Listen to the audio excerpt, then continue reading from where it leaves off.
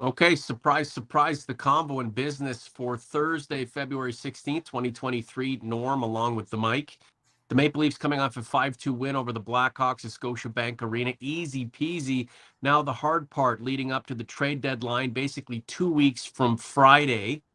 What are the Maple Leafs going to do? And does it really matter? Whatever they do, will it be enough to put this team into a position where it legitimately has a chance to finally win a Stanley Cup? Michael, good evening. What say you, sir?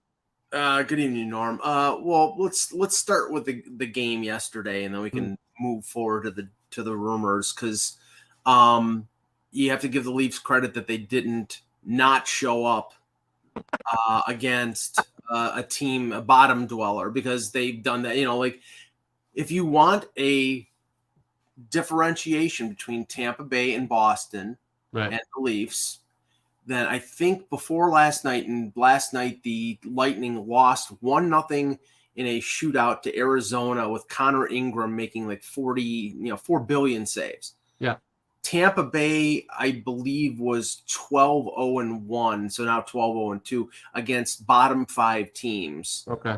And the Leafs, they've beaten Chicago, they've beaten I believe they beat San Jose in Toronto. They've got like 2 or 3 victories. I mean, it's easier to count the losses. They've lost to Montreal twice. They've lost to Arizona twice. Right.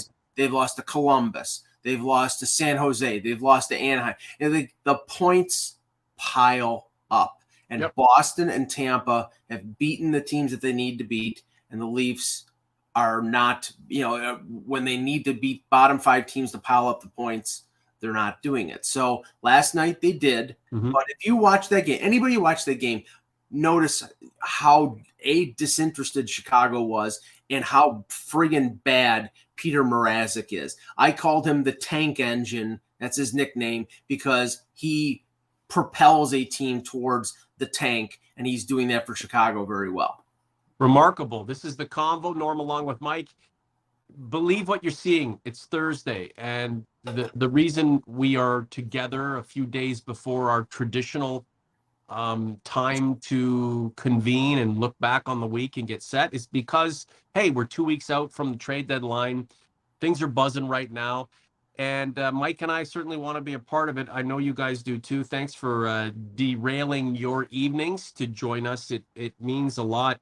Peter Mrazek will always be connected to Kyle Dubas. The thing with Kyle is he's made some great moves. He's done well, and no general managers bats 1,000. You're going to have some duds. You're going to have some studs, as they say. It's just interesting, a guy like that just getting peppered 40+ shots by the Maple Leafs. But this was a player the Maple Leafs figured might be a good backstop for them, right? Well, they were able to cut ties with them and move on and mitigate any further disaster. And that's Chicago's problem right now. Well, ironic. Somebody put it out there on Twitter last night. It was like, my God, Kyle Dubas gave this guy a 3-year contract.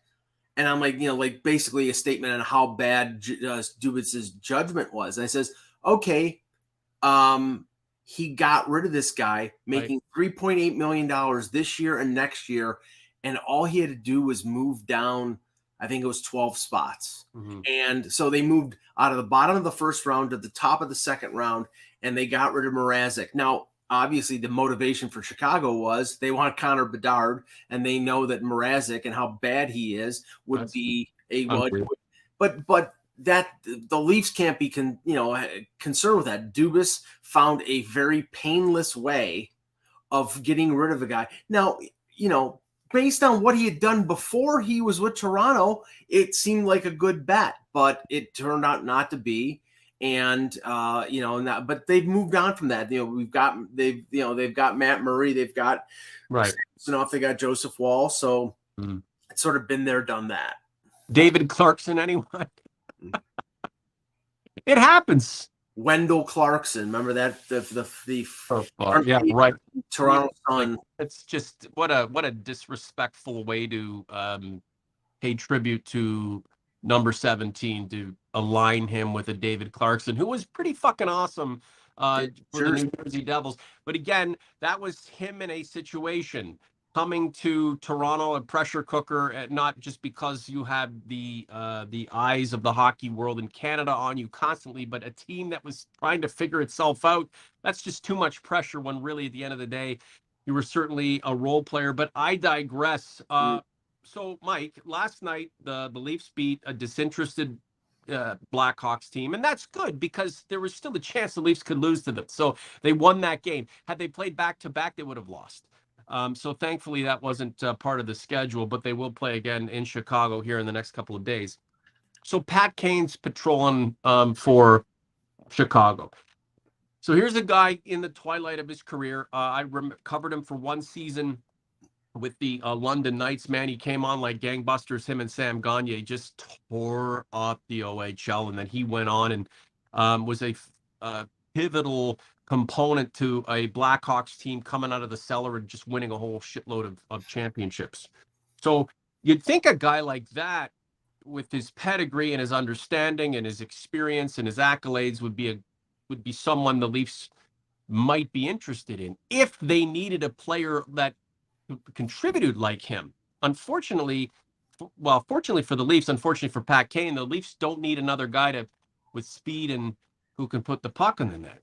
Well, okay, let's dissect this because, first of all, the rumor started on Tuesday when Carlo Koliakovo, TSN 1050, said that he had heard that the list of teams that Patrick Kane wanted to go to was New York and Toronto. Now, New York was out of it because they traded for Tarasenko last week. Right. So they were out of it. And one of the reasons reportedly that they went for Tarasenko is one, his relationship with Panarin, which Kane had the same type of relationship. They played in Chicago together. But Kane is a $10.5 million cap hit. Divide that up by 2, that's on 5.25. Whereas Tarasenko 7.5, it was 3.75, easier to fit under the cap. Okay. The other factor is there was a lot of speculation, and his production is down. Kane's, I believe he has around 35 points. That he has some lingering issue injury-wise, either hip or knee or whatever. He's clearly not the same guy who scored 92 points last year. It's injury-related, not the fact that he's dropping off. But with a $10.5 million cap hit and the fact that he's not 100%, the fact that you would have to probably first get Chicago to retain 50%. Second of all, probably trade him through a third team to get his salary down where the Leafs or an interested team could fit the deal under in the cap. And you're not getting Patrick Kane. You're not getting the Patrick Kane that we know, the Patrick Kane that won 3 Stanley Cups, the Patrick Kane that scored 92 points last year. What would he do though? Well, that's the whole. I mean, okay, a lot of people believe the Leafs are looking for a top 6 forward to play on that second line. I believe that. I mean, a lot of people are believing that they're going after Timo Meyer, that they're going after Kane. I have been of the opinion, and I've stated this numerous times over the last couple of weeks, that I believe the target for the Leafs would be Ryan O'Reilly. And the number of people, the bottom 6, right?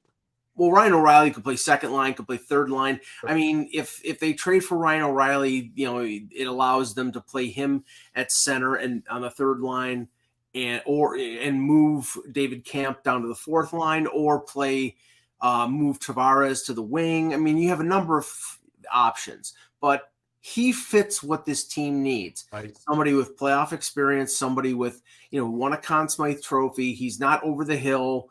I think he would contribute. He's a great face-off guy, really good penalty killer. He's not having a good year with St. Louis, but that doesn't really matter. It would be a fresh start.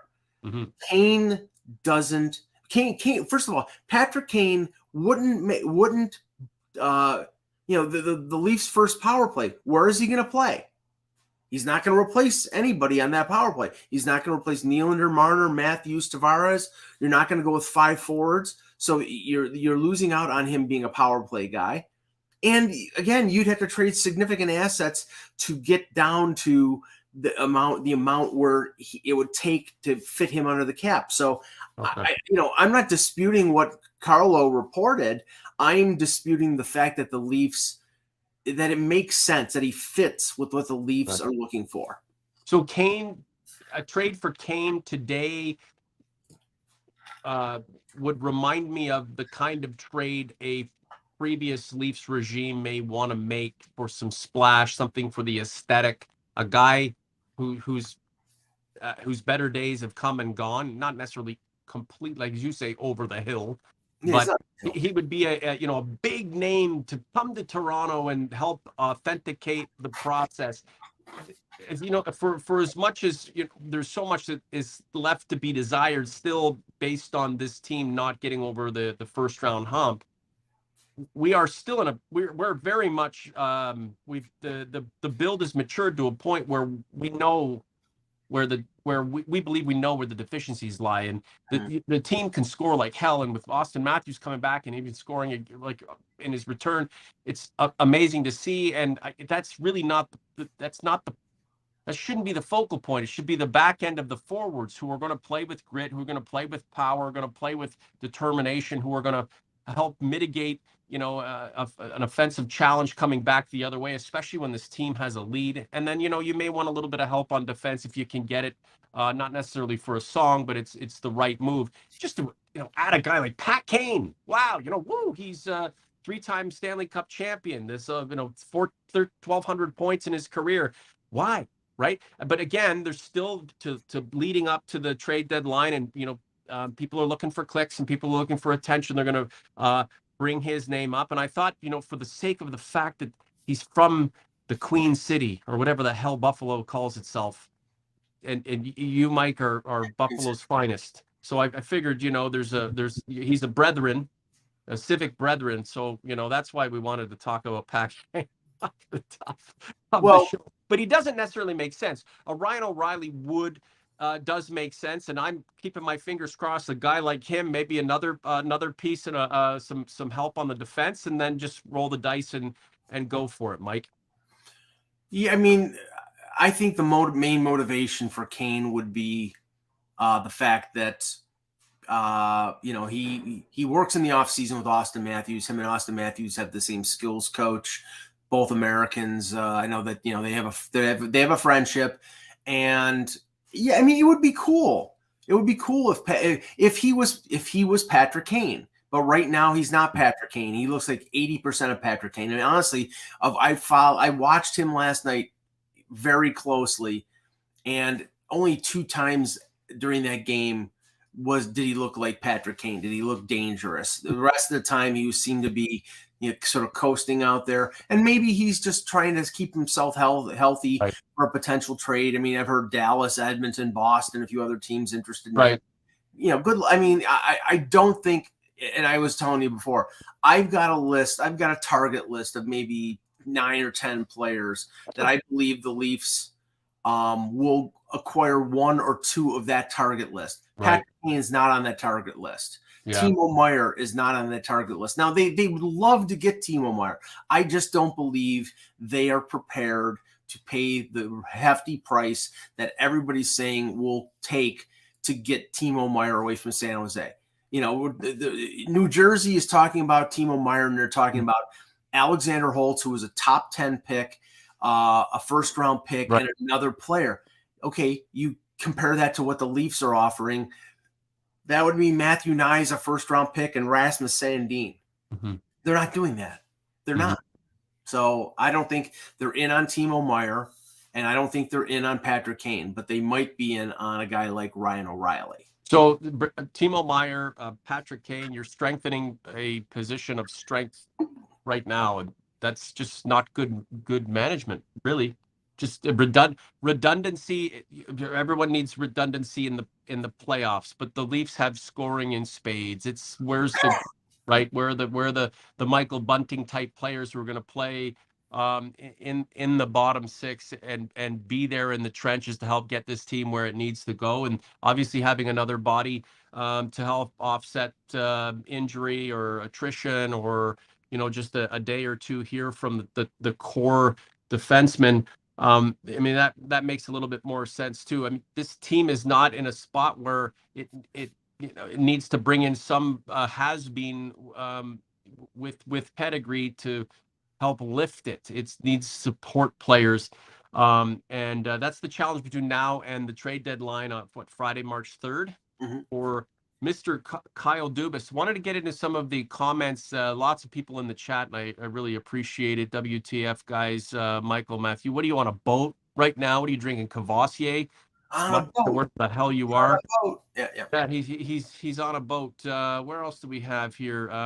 There's Matthew again. Forget Kane. We need toughness for sure. Vepsis. We don't need another highly skilled forward. We need physical winger who goes in front of the net like Bertuzzi or Barbashev. Mike. Okay, here's my list. Starting with defense. I don't believe, because the prices sound to be ridiculous in terms of Vladislav Gavrikov. I don't believe the Leafs are in on Chychrun. Gavrikov, apparently, the Jarmo Kekalainen, the Columbus general manager, wants at least a first-round pick, and they've allowed the agent to talk to teams. But the problem is, the report from Kelly Rudy last weekend is that Gavrikov will not sign an extension with a Canadian team. So if he's a rental and they're paying a first-round pick, Kyle Dubas has already said they're not doing it. So Gavrikov. I mean, don't get me wrong, he's a good defenseman. I would like to add him. I think he would help in terms of physicality on the blue line. But I think you can get that. Right now, I think the main 3 or 4 guys defensively would be Scott Mayfield from the Islanders. If the Islanders decide they're going to shed a player or two and they don't think they have a chance to make the playoffs, that might go almost to the end of the before the deadline. Luke Shen, who makes a total amount of sense. He doesn't make a lot of money, and he's a rental. I don't believe, I'll put him on the list, but I don't believe the Leafs are going to trade for Jake McCabe unless because it would cost a first-round pick to retain half the salary. I don't really think they want him. There's been names out there like Tyler Meyer. I mean, Tyler Myers has got another year at $6 million. So I would say that's not happening. But I think like Mayfield and Shen are 2 of the guys, because they're not making a ton of money. If it's a left shot defenseman, maybe they go after McCabe if Chicago retains salary, but I don't think so. Now, forward wise, Ivan Barbashev is if they don't get O'Reilly, Barbashev from the Blues is somebody that they might go after. Oscar Sundqvist from Detroit. I do believe, I do believe the big name would be O'Reilly, and I think they would go after him if St. Louis is intending to move him. If they're looking for 4th line physicality and Austin Watson from Ottawa, Maxime Comtois is more of a 3rd line guy with Anaheim. So you get all of these guys. Every one of them that I mentioned are 6'1", 6'2", over 200 pounds and play physical. Right. That's what this team needs. Terry 3G says Lafferty from Chicago played 17 minutes last night with the Hawks. He's under a contract for another year at $1.1 million. The problem is that Chicago right now, everything with Chicago is overpriced. I think Kyle Davidson is going to get a really good lesson from NHL general managers. I think they're all going to let him rot until the last 24 to 48 hours, and then they'll lowball him because they're desperate to move players and they want to finish. They want to finish as low in the standings as possible, but they're asking for ridiculous prices for some of these players, and I think it'll be a waiting game for a lot of these teams. Interesting. Austin Watson, like I was right there covering him with the Windsor Spitfires, and then obviously the London Knights, and he's a 1st-round pick, and the guy's just a complete grinder. Yeah, but he can penalty kill.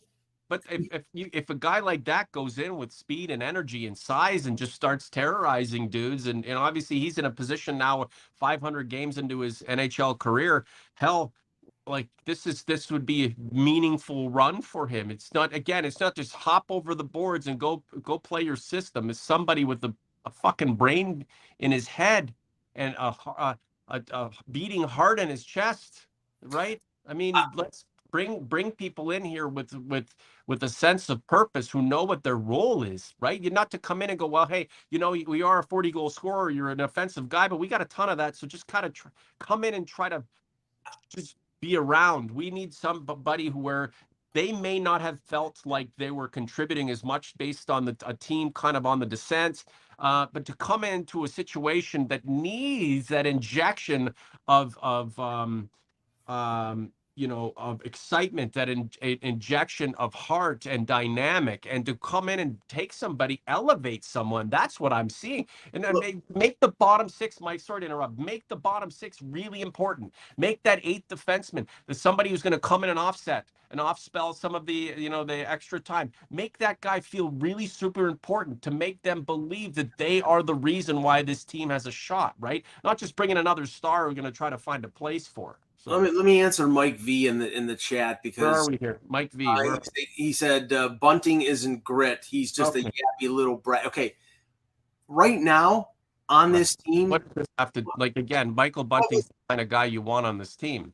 Yeah, right now Michael Bunting is the only one who's putting a ton of effort into winning battles on the boards. I mean, honestly, it's like, okay, he draws penalties. He's got that Darcy Tucker type of, what does personality. Michael Bunting have to do with what we're talking about anyway, though? Is he right? Well, yeah, I know. That's what I'm saying. It's like, it's bad that he has to be the one. He has to be the one to go and fight the battles and back up Austin Matthews in situations where they really have only one guy right now, Wayne Simmons, because Muzzin is hurt. Muzzin, if he was in the lineup, would step in, but Wayne Simmons can't do it anymore. That's useless, Mike, and you know that. All he can do is come in for his 9 minutes. Right. Like, again, nobody needs a fight. What you need is, you don't need a physical, like a literal fight. You need fight. Yeah. Like, you need somebody with fight, who plays with fight. And that's I'm telling you, don't address that. Forget about this team going anywhere. And everybody knows it. And the other name he mentioned is Nick Bukestad, who's a 6'6". He's another Pierre Engvall. He is not a tough player. He's a scorer, but he's just right. He's not what this team is looking for. I mean, honestly, I think they need to add 2 or 3 players before the deadline, and they all have to be physical. They have to be on defense or in the middle six. If you add O'Reilly, O'Reilly is just a grinder. He's not really like a massive, like, retaliatory guy. Like 11, Mike. Friedman said the Leafs have soured on Rielly. Horse crap. Why would? First of all, I have not heard Elliot Friedman say that. First of all, let's say that what you are saying that Elliot said is true. Rielly's got a no move clause and he's not going anywhere. So shut up. It's not happening. This is a funny thing. Everybody all of a sudden, Morgan Rielly everybody was, oh my God, he took less to stay. They gave him the 8-year deal. And now he gets injured. He comes back. He struggles for a couple weeks, and now all of a sudden he's Larry Murphy and he sucks. I really, it's honestly, it's just so dumb. He is a good defenseman. He took less to stay. He eats minutes. He's playing 24, 25, 26 minutes a night. They play him with Brody. That's one of the better pairings in the league. Please, Vepsis, thank you very much. You speak up the truth. And Justin Hall, after going -3 against Columbus, sits. And who was the best defenseman last night? Connor Timmins. Play him. Sit Hall. Thank you very much. Good night now. Good night now. We'll probably say good night here in the next couple of minutes, but OG's Converse, we're certainly having fun. Like the content, subscribe to the channel. Do we need subscribers? Like, is my life depending on it? Is Mike's life depending on it? No. But you guys believe in what we're doing. We've been around for so long. We're old hat, right? I think this is going on 4 years now. But let your friends know what we're doing. If you're listening on podcast, thank you very much for doing so. It's a bit of a kind of a rebroad. So thanks for being here. We are on YouTube, so YouTube/Leafs Convo.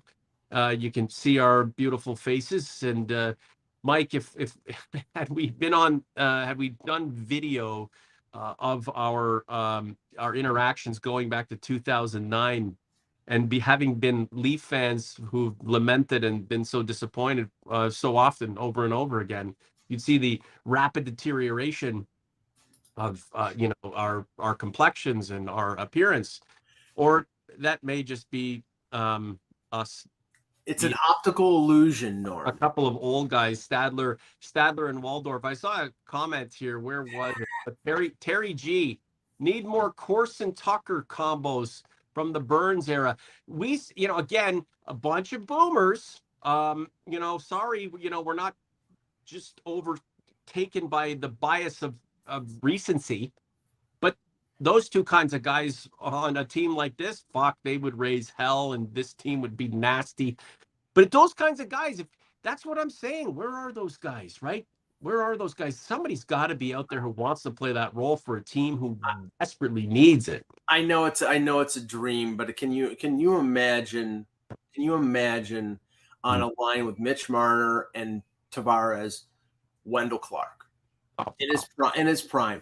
Marner setting up Wendell Clark for that wrist shot, which is as good as Austin Matthews is. So I mean that Skinny in the chat, Gary Roberts. Boy, could this team use? He wasn't born after 1995, Mike. He didn't matter.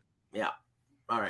Come on now. And obviously, wouldn't it be wonderful to bump Austin Matthews to second line center and have the big Swede 13 up there? I'll pass on that one. OG's converts. The clock is ticking. I think we are in. I don't know if it's unanimous, but the general consensus is Ryan O'Reilly would look great in a Maple Leaf uniform between now and the end of the deadline. Which leads me to this question: does Kyle Dubas want to get his work done before the deadline, or does he want to do something to make a splash in at the 11th hour, and get all the deadline broadcasters going wild as the clock ticks down? Him making a parachute Hail Mary move to get the masses in a frenzy. Last word to you. I think that it's not that Kyle Dubas wants to make a big splash on Thursday or Friday morning. Would he rather get it done earlier, Mike? Like I don't think he can because of the cap situation. I think they're accruing cap space. They waived Wayne Simmons earlier in the week. He'll get sent down on paper to open up that $900,000. I think they're accruing cap space every day, and that they're basically going to have to wait until the final week before they make their move. So I think he'd like to make his move early, but I don't think he can make his move early. I guess the only thing is another team could beat him to the punch. Sure. But I mean, thing is, he could be in contact with Doug Armstrong in St. Louis right now and say, okay, I want Ryan O'Reilly. They agree on a deal. And it says, okay, well, we have to wait another week for our cap situation. I mean, that may be, because all they can do is retain 50% and that'll get his number down. Maybe they trade him through a third team, but I think that they're limited in terms of, they have to wait until they have enough cap space. Riley has a no trade clause. No move clause. Move clause. Right. Well, again, it's not like they just text them and say, pack your fucking bags. I mean, certainly is somebody who, who has importance, has been integral to an organization, is going to have the benefit of a phone call and a discussion. Michael Matthew from his boat in Bermuda or Bahamas or wherever. Murray on LTIR already. No. God bless the Leaf fans. No, he's not on LTIR. He's on IR. He wants him to go to LTIR. He's on IR, and he's not done for the year. So putting him on LTIR makes no sense. He's not. He's going to. He's probably a week. Move him out, clear some space, and no, we'll see. No. O'Reilly's wife is from Toronto, by the way. I mean, 60% of he's from Clinton, Ontario, which I don't know where it is. Somebody had to tell me where Clinton, Ontario. Well, yeah, Clinton is north of London. And Ryan O'Reilly, we used to say he was from Varna, and all the the two farmers in Clinton would use their rotary phones to call into the television station and complain that they wanted ownership over Ryan O'Reilly's whereabouts and his origins, right? So Clinton, it was Clinton versus Varna back in those days, and obviously um, him playing for the Erie Otters being a kind of a big deal on a team that would eventually have a certain Connor McDavid, Mm. which is pretty interesting. So he kind of came a bit of an afterthought. But it's crazy though, Mike. Just in my own fandom watching this team, right? As you get older, your perception of the game changes. The guys don't seem, you don't look up to them anymore, right? Because you're older. We're looking up to a 25-year-old. It's just you've got this kind of relationship with these players now. Whereas when you were younger, you'd look up to them. They were heroic to you. And that's where a lot of fans' heads are at when we shit on players, it's hard for them to take it because these are their heroes, right? And seeing guys like Ryan O'Reilly and Pat Kane go from the dudes that we used to interview down at Budweiser Gardens when they would roll through and be with no entourage to guys who've been acclaimed and won cups and now are entering the twilights of their careers.